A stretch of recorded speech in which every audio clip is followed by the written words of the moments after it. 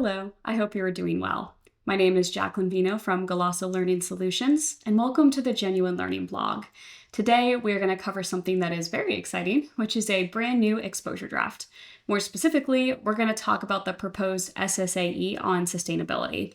Now, this is something that, at least at GLS, we have been following very closely and we have been anxiously awaiting. So without further ado, let's go ahead and get started. So just to give you some background information on this, the proposed SSAE is called Common Concepts, Examination Engagements, Review Engagements, and Engagements to Report on Sustainability Information.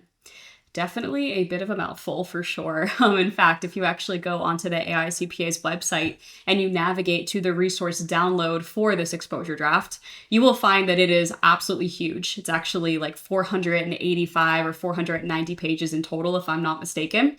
And the reason why is that this is a very, very big project. And within this resource download, there is so much information. There's a lot of contextual information. We have a whole bunch of appendices that they provide. We have the exposure draft itself with all of the proposed changes and what the impact of that's going to be.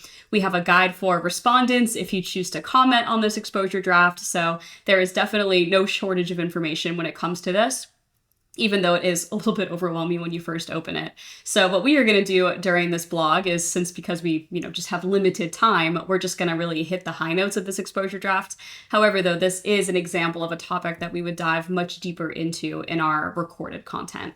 So just to give you a little bit more context on this exposure draft was actually a joint project. So this was done between the AICPA's Attestation Standards Task Force and also their ESG Task Force as well. So they worked together on this to really work to advance this guidance and make it a lot more practical.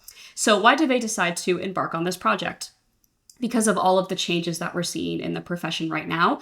Really, CPAs and practitioners all across the country are being asked to provide services beyond just the audits of financial statements. And they're asked to do these services concerning different evolving areas, things like sustainability, digital assets, cybersecurity, governance, related controls. So in order to meet all of these challenges, the attestation standards really also need to evolve in order to meet these changing demands.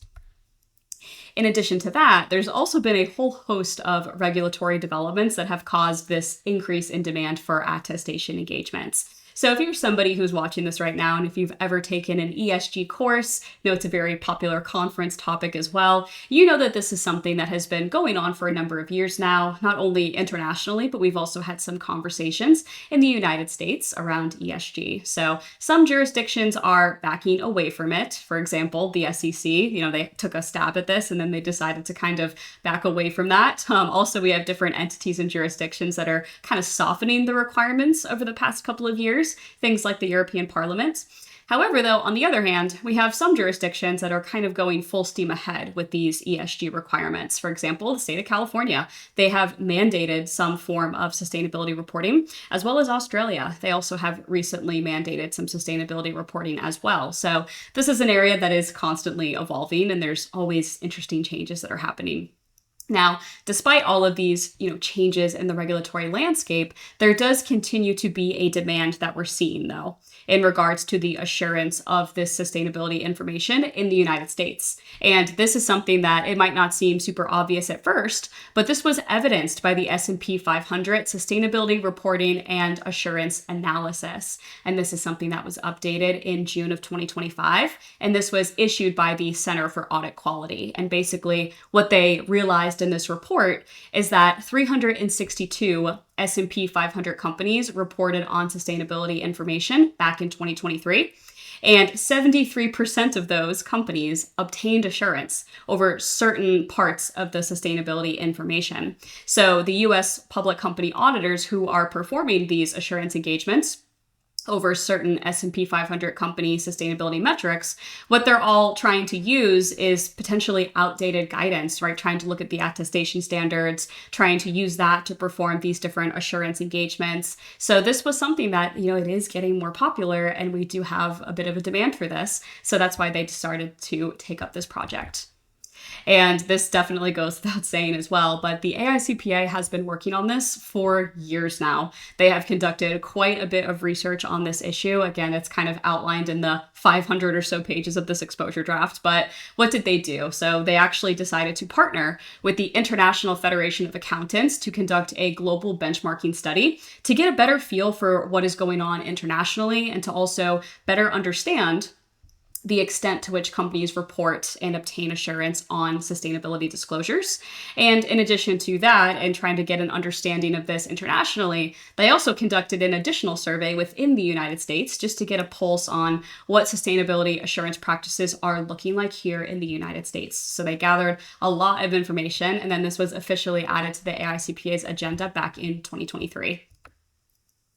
Now, very importantly, what are some of the changes that are in this exposure draft? I personally think it's best to break this down into two parts. So part one is what we're going to cover on this slide right now. What they decided to do first is update the baseline attestation standards. So specifically, they went in and they're proposing some updates to ATC sections 105, 205, and 210.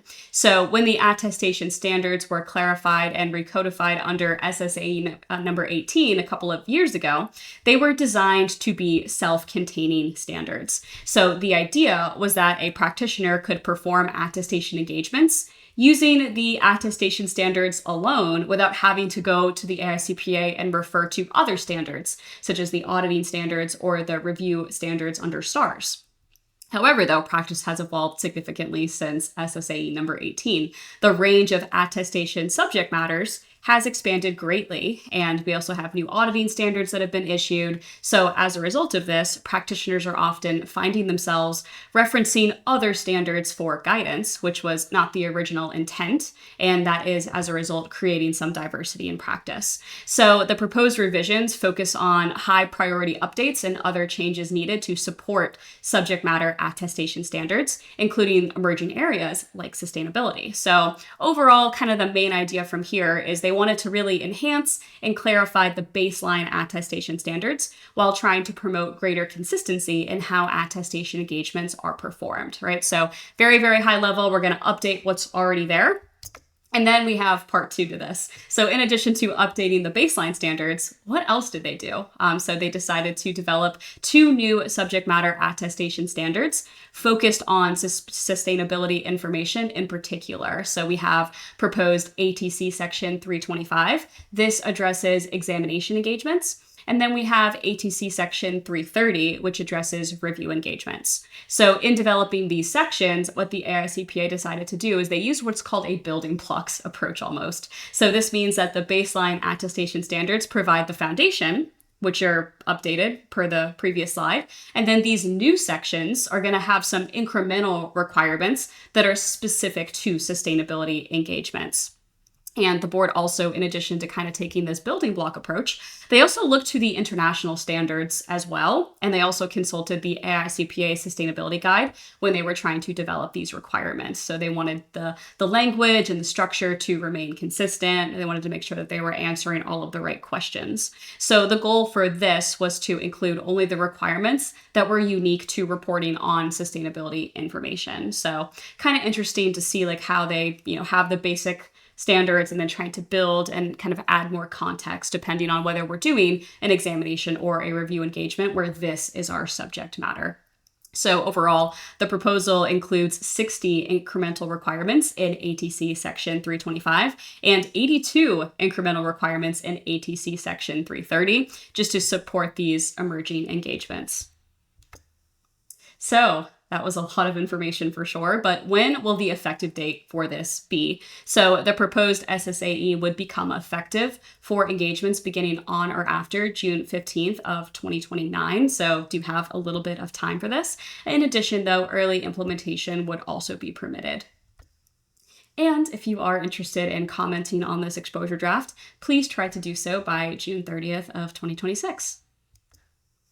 I also wanted to do a quick shout out for some of our upcoming audit staff level training cohorts. We have our 2026 schedule finalized, which we are very excited about. So if you are somebody and you're maybe a manager or a partner and you're watching this blog and you're considering maybe trying out some new training for your staff, I would highly recommend these cohorts. Each cohort is 16 credits of CPE and it's super interactive. There's a lot of mock work papers, a lot of case studies that we use, and we have a pretty great variety of audit topics as well. They're also very highly rated with a near perfect Net Promoter Score, so it's something that we're very proud of at GLS. And that is all we have for today's blog. So if staying current with AICPA requirements and the attestation standards is part of your role, explore how GLS can help you stay ahead of the curve. We have lots of different courses in accounting, auditing, government and nonprofit, A&A if you need to meet your Yellow Book CPA requirements, as well as professional development and leadership courses. So we have a QR code if you're interested in learning a little bit more about that.